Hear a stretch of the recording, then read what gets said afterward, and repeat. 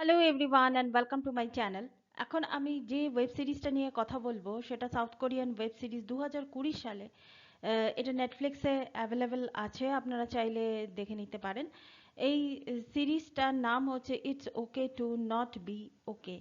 এই সিরিজটা যদি আমি অ্যাচিভমেন্টের কথা বলি, 2020 সালে দ্য নিউ ইয়র্ক টাইমসে এই সিরিজটাকে বেস্ট ইন্টারন্যাশনাল সিরিজ হিসেবে এটাকে আখ্যায়িত করা হয় এবং 49th ইন্টারন্যাশনাল এমি অ্যাওয়ার্ডে এই সিরিজটাকে সম্মানিত করা হয়। এই সিরিজটা 2020 সালের সিরিজ মানে ধরেই নিন প্যান্ডেমিকের সময়কার সিরিজ। এই সময় আমাদের মানসিক অবস্থা পুরো পৃথিবী জুড়ে আমাদের কেমন ছিল সেটা আমরা সবাই জানি। মানে এটার অভিজ্ঞতাটা একটা বিশাল বড় অভিজ্ঞতা। It's okay to not be okay, এটা একটা ফ্রেজ। এটা অনেক সময় খুব জটিল পরিস্থিতিতে, যখন মানে আমাদের পরিস্থিতি খুব জটিল হয়ে যায়, সেই পরিস্থিতিতে এই যে ফ্রেজটা বা এই ফ্রেজের যে মানেটা, আম, মানে এটা অ্যান্টিডোটের মতো কাজ করে। তো সেই হিসাবে এই ফ্রেজটা এই সিরিজটাকে যেভাবে দেখানো হয়েছে, সেই অনুযায়ী কিন্তু ভীষণই ভালো। এখানে মূলত তিনটে চরিত্রকে কেন্দ্র করেই এই সিরিজটা ঘুরেছে। তার সঙ্গে সঙ্গে আপনারা তো জানেনই, সাউথ কোরিয়ান ড্রামা 16টা এপিসোড থাকে, অনেক চরিত্র থাকে এবং প্রত্যেকটা চরিত্রকে খুব সুন্দরভাবে ক্লোজার দেওয়া হয়। তো এই সিরিজটা ওইভাবেই তৈরি হয়েছে। তবে মূল যে তিনটে চরিত্র, সেই তিনটে চরিত্রের সঙ্গে আপনাদের একটু পরিচয় করিয়ে দিই। এখানে হচ্ছে প্রথম দুটো চরিত্র, সেটা হচ্ছে মুন গ্যাংশি এবং কো মুন ইয়ং। মুন গ্যাংশি হচ্ছে এমন একটি ছেলে যে একটি মেন্টাল সাইকিয়াট্রিক হসপিটালে সে কাজ করে এবং সেখানে একটা সেকশন আছে, যে সেকশনে অরফানরা থাকে। সেখানে সে একজন কেয়ার গিভার হিসেবে, অরফান কেয়ার গিভার হিসেবে সে কাজ করে। এবং কো মুন ইয়ং হচ্ছে, তার স্ট্যাটাস অনেক হাই, সে একজন মানে বাচ্চাদের একজন বাচ্চাদেরকে নিয়ে আর কি বিভিন্ন রকমের যে লেখালেখি করে, মানে তাকে আমরা অথর বলতে পারি। এবং এর পরে আরেকটা যে ক্যারেক্টার আছে সেটা হচ্ছে শ্যাংশি, মানে গ্যাংশির ভাই হচ্ছে শ্যাংশি। এবার তার চরিত্রটা কেমন সেটা একটু জানা আমাদের দরকার আছে। এই চরিত্রটা হচ্ছে এই সিনেমার সবচেয়ে ইন্টারেস্টিং চরিত্র। এই চরিত্রটা হচ্ছে অটিস্টিক, মানে এর মূল যে চরিত্র যে বেসটা সেটা হচ্ছে অটিস্টিক। কিন্তু এই চরিত্রটার সঙ্গে আপনারা মাই নেম ইজ খানে শাহরুখ খানের যে চরিত্রটা, সেই চরিত্রটার অনেকটা মিল খুঁজে পাবেন। ওখানে দেখবেন যে শাহরুখ খান কিছু রঙকে সে পছন্দ করে না। তারপর রাস্তায় পার হতে গেলে গেলে যে হর্নের যে আওয়াজ, ভিড়, এই জিনিসগুলোকে কিন্তু ওই শাহরুখ খানের ওই যে চরিত্রটা, সেই চরিত্রটা কিন্তু পছন্দ করতো না। এখানেও কিন্তু এই একই রকমের জিনিস আছে। কিন্তু এখানে আরেকটা জিনিস তার মধ্যে যেটা দেখানো হয়েছে, যে এমনিতে চরিত্রগুলোর মিল একই, খুবই সত্যি কথা বলে, সবসময় সত্যি কথা বলে, নিজের ফিলিংসটাকে লুকিয়ে রাখে না। এবং এ হচ্ছে খুব ভালো একজন অ্যানিমেটেড পেইন্টার। মানে একটা দেওয়ালকে সামনে দিয়ে দিলে সে যত্ন করে ঘন্টার পর ঘন্টা সময় নিয়ে সে দেওয়ালটাকে আঁকতে পারবে। মানে একটা দেওয়ালে একটা চিত্র আঁকা, একটা গল্পকে তুলে ধরা একটা বড় দেওয়ালে, এটা কিন্তু খুব একটা সহজ কাজ নয়। কিন্তু তার ক্ষেত্রে সে এই জগতেরই সে বাসিন্দা। এবং সেই জন্যই কিন্তু তার কৌমুনিয়ং, যে মেয়েটি আমি বললাম অথর, তার লেখা বই কিন্তু তার খুব ভালো লাগে। তো সেই হিসাবে আমরা যদি দেখি এই চরিত্রগুলোকে, এই তিনটে চরিত্রই কিন্তু কিছু না কিছু সমস্যার মধ্যে আছে। আমি যদি এখন বলি যে গ্যাংশির যে সমস্যা, যে মূল যে যিনি আর কি এখানকার হিরো আমি বলতে পারি বা প্রোটাগনিস্ট বলতে পারি, যদিও এখানে অ্যান্টাগনিস্ট কিন্তু কেউ নেই। এখানে অ্যান্টাগনিস্ট হচ্ছে পরিস্থিতি। এখানে অ্যান্টাগনিস্ট হচ্ছে আমাদের কিছু কিছু ক্ষেত্রে আমাদের প্যারেন্টসরাও আমাদের ক্ষেত্রে অ্যান্টাগনিস্ট হয়ে যায় আমাদের জীবনের ক্ষেত্রে। সেই জিনিসগুলোও কিন্তু এখানে দেখানো হয়েছে। তো এখানে যেভাবে, যেমন দুটো, একজন মায়ের দুই সন্তান, একজন সন্তান অটিস্টিক, মা তার দিকে বেশি নজর রাখছে, কিন্তু যে সন্তান নর্মাল আছে সেই সন্তানের দিকে কিন্তু তার খুব একটা বেশি নজর নেই। তাকে কিন্তু সে সবসময় পরে প্রেফারেন্স দিচ্ছে। তো স্বাভাবিক ব্যাপার, সেই সন্তানের সঙ্গে তার মায়ের একটা মানসিক দূরত্ব তৈরি হয়ে যাচ্ছে, সন্তানের মধ্যে একটা হতাশাজনক ব্যাপার তৈরি হয়ে যাচ্ছে। এই রকম নানা রকমের জিনিস কিন্তু এখানে হচ্ছে। এবং সেই সন্তান চিৎকার করে বলে ওঠে, আমার জীবনে আমার দাদার কোনো অধিকার নেই, আমার জীবনের অধিকার শুধুমাত্র আমার। তো এই যে যে ডায়লগটা, এই ডায়লগটা যে কতটা হার্ড হিটিং, মানে এখানে এটাই বোঝানোর চেষ্টা করা হয়েছে। এবং এখানে আরো জিনিস যেগুলো দেখানো হয়েছে, যেমন যে লেখিকা, যে লেখিকা মানে যে অথার, আমি যার কথা বললাম যে কুমুনিয়ং, কুমুনিয়ং এর মধ্যেও কিন্তু একটা সমস্যা আছে, সেটা হচ্ছে anti social personality disorder. Anti social personality disorder মানে হচ্ছে যে সে নিজের মতো করে সব জায়গায় সে চলতে চায়। তো এইভাবে তো আমরা চলতে পারি না সমাজে। আমি আমার মতো করে আমি কেমন, এই জিনিসটার অ্যাকসেপ্টেন্স মানুষের কাছে তৈরি করতে অনেকটা সময় লাগে। কোনো কোনো সময় কয়েক মাসে হয়ে যায়, কোনো কোনো সময় কয়েক দিনে হয়ে যায়, কোনো কোনো সময় কয়েক বছর লাগে, আবার কোনো কোনো সময় হয়ই না। তো এই ধরনের অ্যান্টি সোশ্যাল পার্সোনালিটি ডিসঅর্ডার থেকে সে কিভাবে বেরিয়ে আসে তার একটা আলাদা ঘটনা আছে। এখানে আমি একটা জিনিসের উল্লেখ করেছি, সেটা হচ্ছে পেরেন্টস।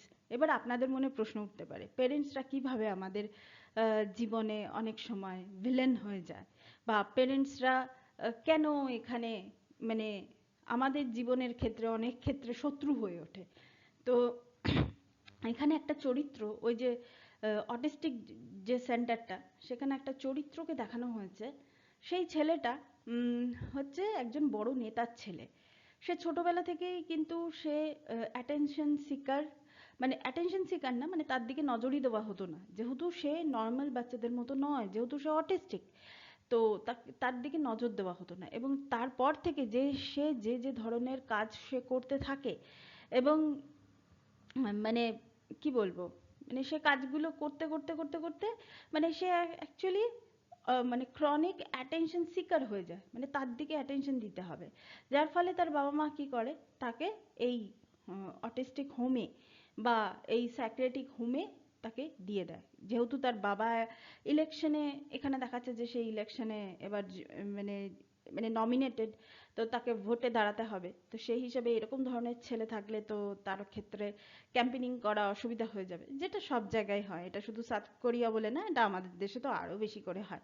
তো এরকম ছেলেকে সে বাতিলের খাতায় রেখে দিচ্ছে, তাকে অনেক টাকা পয়সা দিয়ে সে একটা বড় মানে কেয়ার গিভার সেন্টারে সে রাখতে পারছে, কিন্তু সেই ছেলেটাকে সে তার নিজের কাছে রাখতে পারছে না।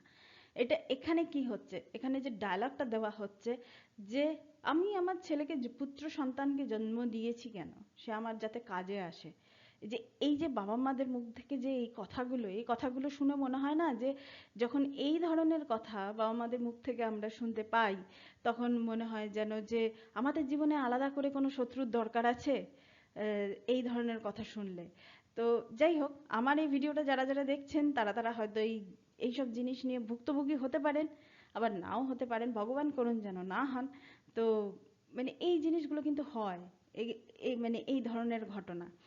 তো আর এটা হচ্ছে সত্যি, একদম বাস্তব। কিন্তু কি বলুন তো, যতই হোক আমরা সন্তান, তো আমরা মানে সবসময় না, আবার যেমন একটা জায়গায় দেখানো হয় যে মা বাবা কখনো সন্তানদেরকে ফেলে দেয় না, আবার অনেক ক্ষেত্রে হয় কি জানেন তো, কয়েনের উল্টো দিকটাও থাকে, সন্তানরাও অনেক সময় বাবা মাদেরকে ফেলে দেয় না। যেমন এখানে যে অথার, সেই অথারের বাবা মানে তার মেয়েকে মারতে চাইছিল কেন, না তার মেয়ের ওপর তার মায়ের একটা প্রভাব ছিল। মায়ের প্রভাব কিরকম, তার মা খুব রকচটা, মানে কি বলবো, অ্যাঙ্গার ইস্যু ছিল তার মায়ের। তিনিও কিন্তু খুব ভালো রাইটার ছিলেন, কিন্তু তার মায়ের ক্ষেত্রে কি ছিল, খুব অ্যাঙ্গার ইস্যু। যেমন মেয়েকে সে বলছে তোমাকে বড় বড় চুল রাখতে হবে, মানে মাথার চুল বড় রাখতে হবে, মানে রাখতে হবে। হয়তো দেখা গেল মেয়েটাকে চুল ছোট করে কাটলে হয়তো মেয়েটাকে দেখতে বেশি সুন্দর লাগে, কিন্তু তার মায়ের জন্য তার ওই চুলটাকে তাকে মানে বড় রাখতেই হবে। তো এইরকম নানা রকমের এই যে চুলটাকে বড় রাখতে হবে, এই জিনিসটা কিন্তু মেয়েটার ভেতরে একটা মানে সে চাইছে না চুলটাকে রাখতে, কিন্তু সে তবু মায়ের ভয়ে সে রাখছে। এবং মাঝে মাঝে কিন্তু সে দুঃস্বপ্ন দেখে, কাকে দেখে না, নিজের মাকে দেখে। এবং তার ফলে তার মধ্যে কিছু কিছু অ্যাটিটিউড গুলো থাকে, সেগুলো ভিলেনাস হয়ে যায়। এখানে অথারের ক্ষেত্রেও কিন্তু সেটা দেখানো হয়েছে, কমুনিয়ং এর ক্ষেত্রেও কিন্তু সেটা। আবার আরেকজন যে কেয়ার গিভার, যে হচ্ছে মেন যে যে হিরো, সে যেমন গ্যাংশি, গ্যাংশি কিন্তু কি হচ্ছে যে সে ছোটবেলায় কমুনিয়ং এর খুব ভালো বন্ধু ছিল, এবং সেই কিন্তু তাকে পছন্দ করতো, যেহেতু সে তার তার মা তার দাদাকে নিয়ে বেশি ব্যস্ত থাকতো। তার দাদা যেহেতু অটিস্টিক ছিল, সেই জন্য সে তার পুরো বন্ধুত্বটাই ছিল মানে কমুনিয়ং এর সঙ্গে। কিন্তু একদিন সে দেখলো কমুনিয়ংকে সে ফুল দিতে যাবে, কিন্তু সে ফট করে দেখলো যে কমুনিয়ং, মানে এটা ছোটবেলাকার একটা সিন, একটা প্রজাপতিকে নিয়ে প্রজাপতির ডানাটাকে ছিঁড়ে ফেলছে। ডানাটাকে ছিঁড়ে ফেলে সে বলছে যে তুমি কি এখনো আমার সঙ্গে থাকবে। মানে এইটা দেখে, এটা শুরুর থেকেই মানে সবাইকার দেখে মনে হবে যেন কমুনিয়ং একটা অন্য ধরনের মানুষ না।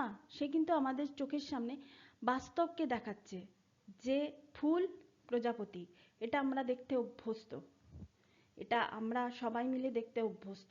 কিন্তু প্রজাপতির যদি ডানা না থাকে, তাহলে তাহলে কি ফুলের সৌন্দর্য থাকবে না?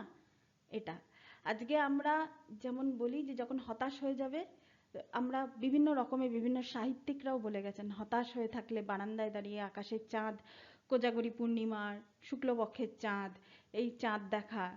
তো কিছু কিছু ক্ষেত্রে বলা হয় যে চাঁদ দেখো না, নিজের পায়ের ময়লাটা দেখো, সেই ময়লাটা দেখে আনন্দ পাও। এখানে কিন্তু সেই জিনিস, সেই ধরনের জিনিসই কিন্তু বলা হয়েছে যে তুমি যে পরিশ্রম করছো, তোমার পায়ের যে ময়লাটা, যে ময়লাটা, তুমি যে ক্লান্ত হয়ে পড়ছো, তোমার ঘাম, সেই সব জিনিসগুলোকে তুমি দেখো, সেই সব জিনিসগুলোকে তুমি ভালোবাসো। তুমি আকাশের চাঁদ দেখে তোমার জীবনের সমস্যার সমাধান কোনোদিনই হবে না। এই রকম ধরনের কিছু কিছু মেসেজ এখানে এত সুন্দরভাবে দেওয়া হয়েছে, দ্যাটস অ্যামেজিং। এবং সবচেয়ে বেশি ম্যাচিওর আমার মনে হয়েছে এই যে ছবিটাকে আপনারা সামনে দেখছেন, যিনি হচ্ছেন বেসিক্যালি অটিস্টিক এবং যিনি খুব ভালো একজন পেইন্টার। তো তিনি আলটিমেটলি কিন্তু তিনি তার ভাইকে ছেড়ে দিলেন। কমুনিয়ং এবং গ্যাংশির মধ্যে একটা লাভ ইন্টারেস্ট হয়েই গেছিল। লাভ ইন্টারেস্ট, দুজনের মধ্যে একটা প্রেমের সম্পর্ক এখানে দেখানো হয়েছে। এবং সে কিন্তু আলটিমেটলি তার ভাইকে ছেড়ে দিল, ভাইকে ছেড়ে দিয়ে সে কিন্তু স্বাবলম্বী হয়ে গেল। সে একটা অন্য কোম্পানিতে সে কার্টুনিস্ট হিসেবে সে জয়েন করলো।